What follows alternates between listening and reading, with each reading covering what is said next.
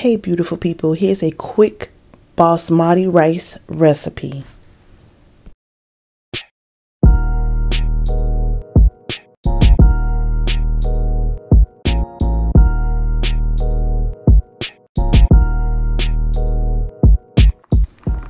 So I start off with my onions, and then I added my ground turkey that I had seasoned very well.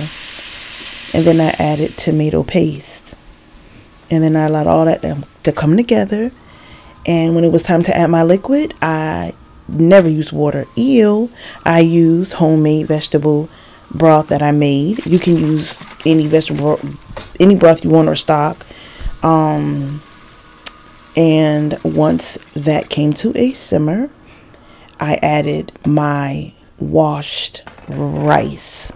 You can use any rice that you want. You can use any meat that you want. Bacon, sausage, chicken, it doesn't matter. Using the right soap matters. Get you some oils and bar soaps today.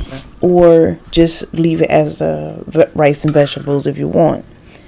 If you make rice dishes like this, leave a comment down below and let me know. I might try it. And I added some lime and it was bomb.